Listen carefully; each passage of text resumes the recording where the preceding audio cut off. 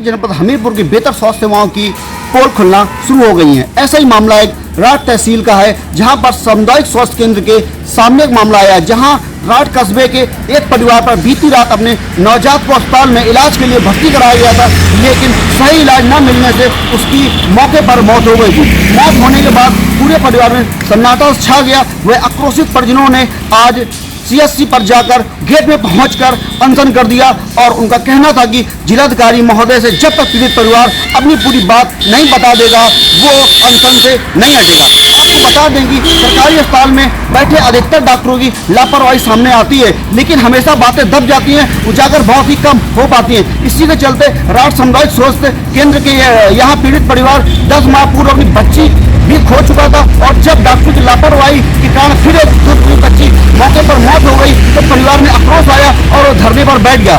मौके पर ADM, SDM और सीएमओ पहुंचकर उन्हें समझाया और बेहतर स्वास्थ्य व्यवस्था की बात कही। तब परिवार अनशन से हटा और यदि बात पूरी नहीं होती है तो आगे और भी बड़ा अनशन करने को तैयार रहेंगे। हमीरपुर से अंकित पांडे, जनता टीवी। केजीएमयू के दंत संकाय विभाग में मरीजों की जीवन से हो रहा है खिलवाड़। जी हम आपको बता दें कि दंत संकाय की पुरानी बिल्डिंग जो कि जर्जर हो चुकी थी और जिसके लिए 2 महीने पहले आईआईटी कानपुर और रुड़की ने ये अपना निर्देश दिया था कि इस बिल्डिंग को तुरंत खाली कर दिया जाए, क्योंकि इसमें किसी भी तरह का कोई भी कार्य नहीं किया जाए, ये बिल्डिंग कभी भी गिर सकती है। उस स्थिति में 2 महीने पहले वीसी केजीएमयू के निर्देश पे वहां से अस्थायी व्यवस्था में फैकल्टी ऑफ कंजर्वेटिव डेंसिटी के जितने भी डॉक्टर थे उनको नई दंत संकाय की बिल्डिंग शिफ्ट कर दिया गया। लेकिन आज का आलम यह है कि मरीजों का रजिस्ट्रेशन तो नई बिल्डिंग में होता है, लेकिन एक्सरे और बाकी जो सुविधाएं हैं वो अभी भी पुरानी बिल्डिंग में चल रही है। कहीं ना कहीं इस तरह से जो मरीजों के जीवन के साथ खिलवाड़ हो रहा है, ये आज के वर्तमान समय में जो कि भाजपा सरकार में स्वास्थ्य सेवाओं पे मजबूत जोर दिया जा रहा है, कहीं ना कहीं एक बहुत बड़ा विचारणीय प्रश्न है।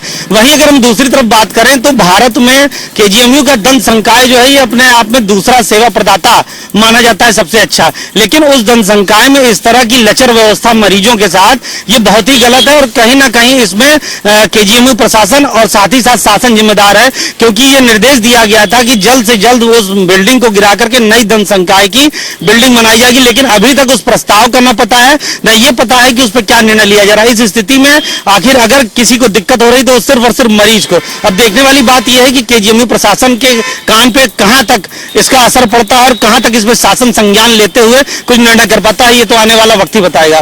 कैमरा पर्सन रियाज के साथ सत्यव्रत शुक्ल, जनता टीवी, लखनऊ। अयोध्या में राम जन्मभूमि की प्राण प्रतिष्ठा के बाद इतनी भीड़ बढ़ रही है कि जो रेलवे और परिवहन को तमाम अतिरिक्त प्रबंध करने पड़ रहे हैं। लखनऊ से आज जो है स्पेशल ट्रेन चलानी पड़ी रेलवे को कि ज्यादा से ज्यादा लोग पहुंच सकें और उनको कोई दिक्कत न हो। इसके अलावा तमाम जो है जौनपुर से अभिषेक सिंह आईएएस अधिकारी हैं, उन्होंने 5 बसों की व्यवस्था करी कि वो 5 बसें रेगुलर रोज सुबह 7 बजे अयोध्या जाएंगी जौनपुर से लोगों लेकर के, और शाम को जो है 5 बजे वहां वापस चलेंगी और तब दर्शन कराएंगी। तो कुल मिलाकर 2-2.5 लाख श्रद्धालु पहुंच रहा है और रेलवे ने आस्था स्पेशल ट्रेनें भी शुरू कर दी है। तो ऐसे में भीड़ संभालना प्रशासन लिए बहुत मुश्किल हो रहा है, लेकिन इतना जरूर है। लखनऊ की राजधानी जो है जो यहाँ यूपी की है, तो इसको यहाँ सबसे ज्यादा जाने वाला भीड़ है और इसके लिए रोजाना जो है रोडवेज करीब 80 बसें चला रहा है और रेलवे आस्था स्पेशल ट्रेनों के साथ साथ एक मेमू स्पेशल ट्रेनें भी संचालित कर रहा है कि जो सिर्फ श्रद्धालुओं को राहत दे रही हैं। इससे उम्मीद की जा रही है कि अयोध्या के आने जाने वालों को काफी राहत मिल सकेगी। अब देखना है प्रशासन कितने इंतजाम और बेहतर कर पाता है, ये तो समय बताएगा। कैमरा पर्सन रियाज के साथ टीएन मिश्रा, जनता टीवी, लखनऊ। महाकुंभ को लेकर जहां पूरी तैयारी जोरों शोरों पर है, भले ही माघ मेला चल रहा हो, मगर माघ मेले के साथ साथ कुंभ 2025 के लिए भी तैयारी जोरों शोरों पर मेला अधिकारी और अन्य टीम कर रही है।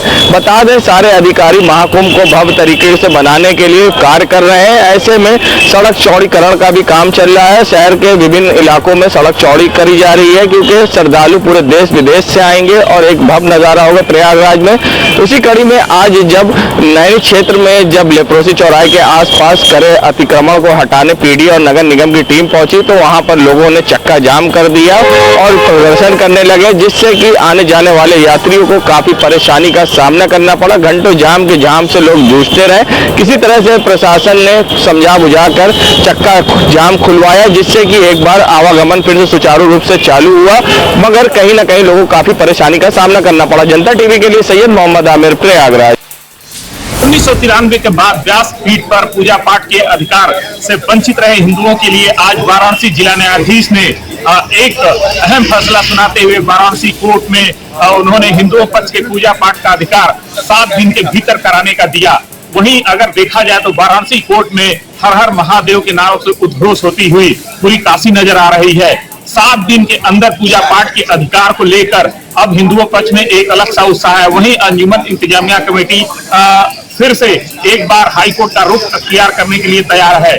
हिंदू पक्ष का कहना है कि अगर अंजुमन इंतजामिया कमेटी फिर हाईकोर्ट का रुख अख्तियार करती है सुप्रीम कोर्ट का, तो उसके लिए हम लोग कैबिनेट लगाकर अग्रिम तैयारी के लिए तैयार है।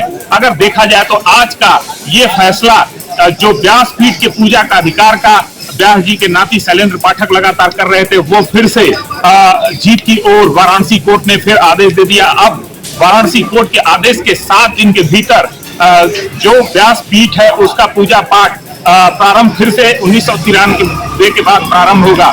धर्मेंद्र चौबे, जनता टीवी, वाराणसी।